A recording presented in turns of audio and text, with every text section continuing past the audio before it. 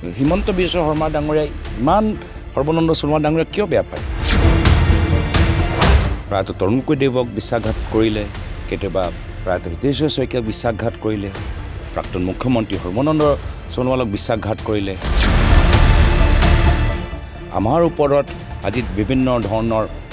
প্ৰমাণ নথকাকৈ বিভিন্ন ধৰণৰ অভিযোগ আজি হোৰ্ডিংবোৰ চাওক আমাৰ হোৰ্ডিংবোৰ চাওক আমাৰ হোৰ্ডিংবোৰতো আপোনালোকে গোটেই আমাৰ দলৰ নেতাৰ ছবিবোৰ দেখা পাব কিন্তু আজি যদি মাজুলীৰ ভিতৰতো যদি আমি হোৰ্ডিং চাওঁ মাজুলীৰ ভিতৰতো আমি সৰ্বানন্দ সোণোৱাল ডাঙৰীয়াৰ হোৰ্ডিং আমি দেখা নাপাম যদি মই ডিব্ৰুগড়লৈ যাওঁ ডিব্ৰুগড় য'ত সৰ্বানন্দ সোণোৱাল ডাঙৰীয়া বৰ্তমান লোকসভা সাংসদ কেন্দ্ৰীয় মন্ত্ৰী তেখেতকো হোৰ্ডিং আমি দেখা নাপাওঁ এজন প্ৰাক্তন মুখ্যমন্ত্ৰী গুৱাহাটী যাব গুৱাহাটীৰ ভিতৰত এটাও হোৰ্ডিং ওপৰত সৰ্বানন্দ সোণোৱাল ডাঙৰীয়া নাই হিমন্ত বিশ্ব শৰ্মা ডাঙৰীয়াই ইমান সৰ্বানন্দ সোণোৱাল ডাঙৰীয়া কিয় বেয়া পায় আজি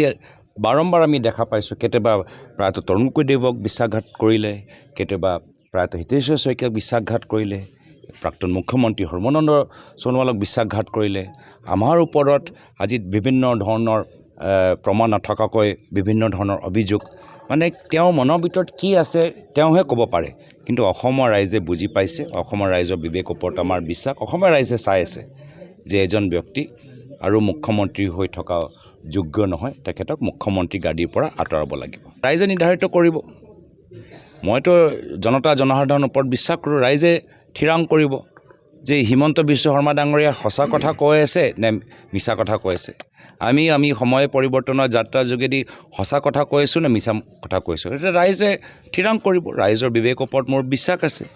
কিন্তু তেওঁ যে আপোনালোকে চাওক আমিতো ৰাইজৰ বিবেকৰ ওপৰত বিশ্বাস কৰোঁ সেইকাৰণে আমি এজন ৰাজনীতিবিদ হিচাপে তেওঁ যি কথা আমাৰ বিৰুদ্ধে অপপ্ৰচাৰ চলাবলৈ বিচাৰে মিছা কথা ক'বলৈ বিচাৰে ৰাইজৰ আগত কওক এতিয়াতো ইমান দিনৰ প্ৰেছ কনফাৰেঞ্চটো তেওঁ ফুচ হৈ গ'ল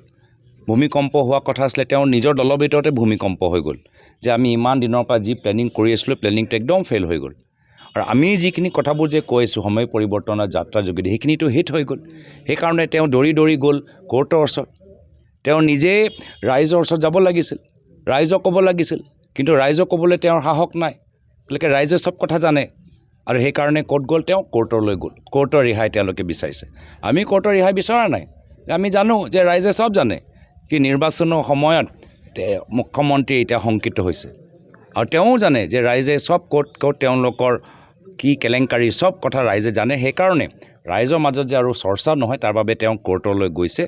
মই ধন্যবাদেই জ্ঞাপন কৰিছোঁ যে আমি যে ক'ৰবাত সঁচা কথা কৈ আছোঁ আমাৰ কথাবোৰ একদম যে টাৰ্গেটত লাগিছে সেইটোৱে তেওঁলোকৰ বিভিন্ন সময়ত তেওঁলোকৰ পদক্ষেপ পৰা গম পাইছোঁ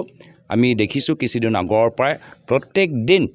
প্ৰত্যেক দিন হিমন্ত বিশ্ব শৰ্মা ডাঙৰীয়া ফাউল কৰি আছে চেল্ফ গ'ল কৰি আছে আৰু প্ৰত্যেক দিন আমি গ'ল মাৰি আছোঁ তেওঁ চেল্ফ গ'ল মাৰি আছে আৰু আমি গ'ল মাৰি আছোঁ আজিৰ তাৰিখত আমি বহুত আগত তেখেতৰ তুলনাত